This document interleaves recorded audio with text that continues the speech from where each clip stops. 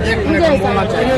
देखिए बात ये है कि हम लोग तो इतने दिनों से काम कर रहे हैं, 16-17 वर्षों से काम कर रहे हैं, वो बात ठीक है, लेकिन स्पेशल एजुकेटर की 7,200 समथिंग सीट है, जो पद क्रिएट हो चुका है, उसका सीट क्रिएट हो चुका है, वैकेंसी आने को है। हमारा एक ही मांग है कि वैकेंसी आने से पूर्व हमें जो हमारा संख्या 1027 उस पर हमें सामंजित कर दे, इसके बाद फिर वो वैकेंसी निकाले। बस हमारा एक ही मांग है। अगर क्योंकि हम लोग जो भी अहर्ता है स्पेशल एजुकेटर का, वो सारी अहर्ताएं हमारे पास है और सुप्रीम कोर्ट का ऑर्डर भी है, और हम लोग RCI rehabilitation council of India से हम लोग रजिस्टर्ड भी हैं। सभी लोगों के पास CRR नंबर होता है, एक ही बार जनरेट होता है मैडम, और सभी लोग जितनी अहर्ताएं हैं उनका सारी अहर्ताएं हम लोगों के पास है। अहर्ता में जैसे special DED, special BEd, special MAd, इसके बाद एक्सपीरियंस, RCI रजिस्टर्ड, मतलब जो भी है उनका न्यूनतम अहर्ता सभी लोग हम लोग रखते हैं। हम क्योंकि देखिए हमें के पाठक पर विश्वास है, अच्छे लोग हैं, शिक्षा जगत में जो आज क्रांति आई है उनसे हम लोग काफ़ी संतुष्ट हैं, और हमें उम्मीद है कि के पाठक सर के द्वारा हम लोगों के भलाई के बारे में सोचा जाएगा, और हमें पूर्ण विश्वास है, हमारा पूर्ण भी होगा, हमारा जो सिद्धांत है हमें सामंजित किया जाएगा, हमारा उनसे उम्मीद है। और काम की अगर बात करें मैडम, तो हमको लगता है कि जितना काम हम अभी काउंटिंग करवाएंगे वो भी कम पड़ जाएगा, जितना हम जानते हैं और जितना हम करते हैं।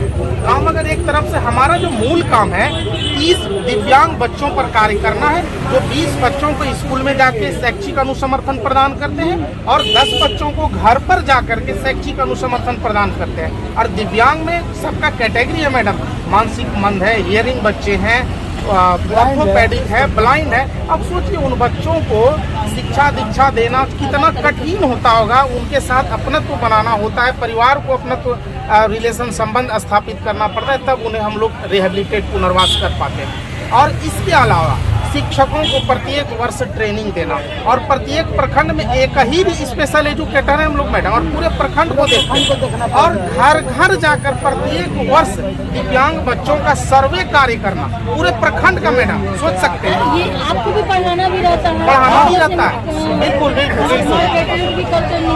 जी, सर्वे करना तो अलग नहीं मैडम, अभी और सुनिए, तो अलग टीम हायर कर, अभी और तो सुनिए, पढ़ाई जाती ला करके इसके अलावा परिवार को भी जा करके, और मैडम बच्चों को हॉस्पिटल ले जाकर के दिव्यांगता प्रमाण पत्र बनवाना, उनके जरूरत के हिसाब से सहायक उपकरण उन्हें दिलवाना, tricycle, wheel chair, hearing aid, Braille kit, pension, pension लागू करवाना, sport allowance, stipend, transport allowance, reader allowance, सारी सुविधाएं सरकार की प्रत्येक वर्ष हम लोग बच्चों को के घर से जाके, स्कूल में नहीं संभव हो पाता है तो घर से जाकर के हम लोग सर्टिफिकेट और बैंक पासबुक अपने से जीरोक्स करवा के जिला को हम लोग उपलब्ध कराते हैं, और फिर राज्य से पैसा उनके खाते में दी जाती है।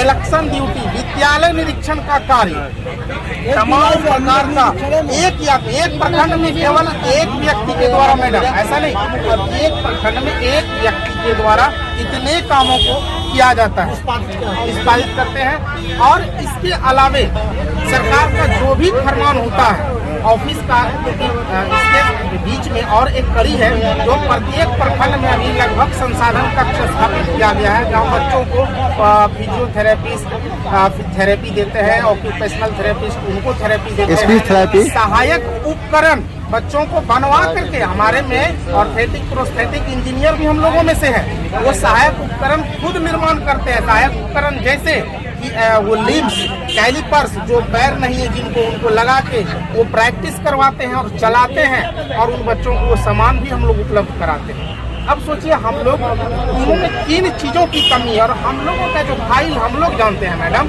जो हम लोग की जानकारी में है कि हम लोग पिछले वर्ष धरना में आए थे, उस समय हमारे SP असंगवा चुबाओ सर थे, उन्होंने लिखित रूप से जो है हम लोगों के पक्ष में लिखा कि नहीं, इन लोगों का सामंजित किया जाना चाहिए, ये राइट बनता है इनका।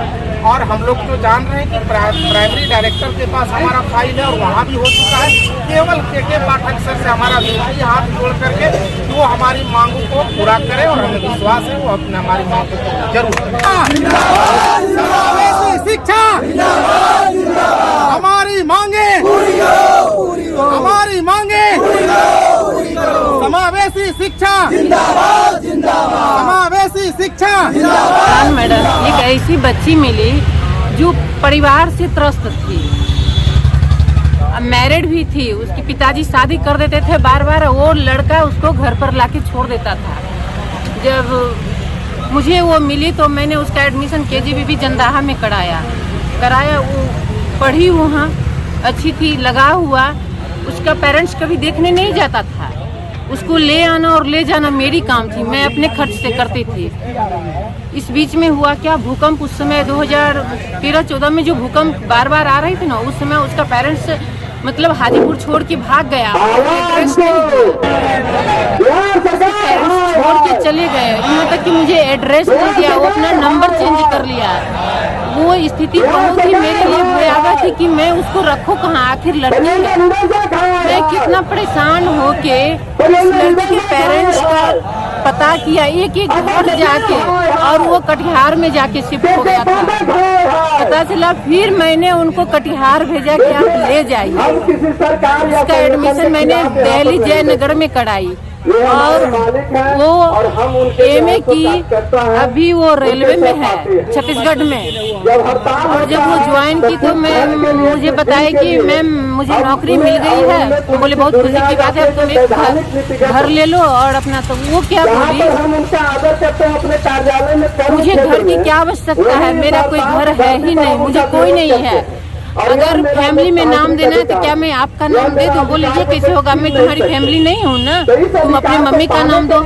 बोली नहीं मेरे लिए कोई नहीं है, मैं किसी का नाम दिया तो मैं जब तक नौकरी मिलेगी तब तक मुझे क्वार्टर मिलेगी और बाद में मैं आश्रम ज्वाइन करूंगी। मुझे घर परिवार से कोई मतलब नहीं है, लेकिन आज वो रेलवे में है।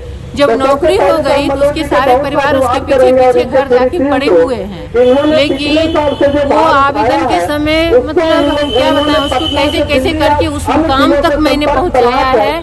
मुझे बहुत खुशी होती है कि जो लावारिस थी आज वो अपने परिवार के 5 सदस्य को पेट भर रही है, भरण पोषण कर रही है और शिक्षित भी कर रही है। सबसे ज्यादा उसमें आपको गर्व उस समय महसूस हुआ होगा कि मैंने पढ़ा के लिखा करके ऐसा काबिल उन लोगों को बना दिए कि 5 परिवार भरण पोषण कर। वो पल मेरे लिए बहुत ही आज भी कान में गूंजता है। शायद कोई स्टूडेंट बोले कि मैं फैमिली मेंबर में मैं सिर्फ आपका नाम दूंगी ताकि मुझे कुछ होगा तो मेरे जितने भी जो कुछ भी होगा वो उसका वारिस आप होंगे।